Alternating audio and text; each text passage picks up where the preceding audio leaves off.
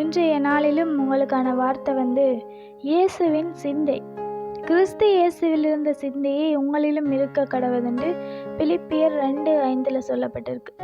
ஏசப்பா இந்த பூமியில் வாழ்ந்த காலம் முழுவதுமே வேதத்தில் சொல்லப்பட்டிருக்கு. அவர் நன்மை செய்கிறவராய் சுத்தித்திருந்தார்.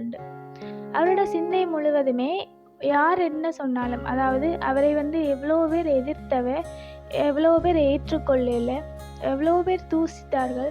ஆனால் அவர் அவைக்கு எந்த விதமான பட்சபாதமும் பார்க்கல. எல்லாருக்குமே மன்னிச்சார், எல்லாருக்குமே நன்மை செய்தார். அதுதான் அவருடைய சிந்தையாக இருந்தது.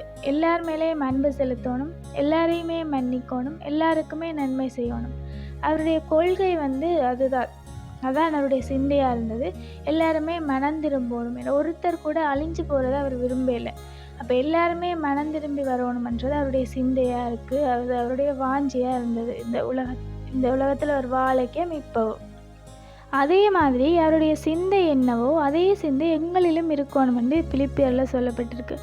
அவர் எப்படி அவரை தூசித்தவர்கள், எதிர்த்தவர்கள், கோபப்பட்டவர்கள் எல்லாரையுமே ஒரே மாதிரி நடத்தி மன்னித்து எல்லார் மேலேயும் அன்பு செலுத்தி எல்லாருக்கும் நன்மை செய்தாரோ, அதே மாதிரி எங்களுக்கும் தூசித்தவர்கள், எங்களை எதிர்த்தவர்கள் எல்லாரையுமே நாங்கள் மனப்பூர்வமாக மன்னிச்சு, அதாவது இயேசு கிறிஸ்துவிட்ட இருந்த சிந்தை மனப்பூர்வமாக மன்னிச்சார். ஒருத்தருமே கடமைக்கு மன்னிக்கலை, சிலுவை பரியந்தவுமே அவர் மன்னிக்கிறார். அப்படி மனப்பூர்வமாக மன்னிக்கணும். நாங்களுமே அவரை போல மனப்பூர்வமாக மன்னிக்கிறவர்களாக இருக்கணும். ஒருத்தங்கள் எங்களுக்கு நன்மை செய்தால் தான் நாங்கள் அவைக்கு நன்மை செய்யணுமென்று இல்லை.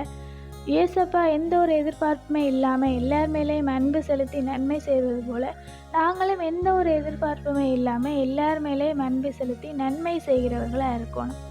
Have a nice day.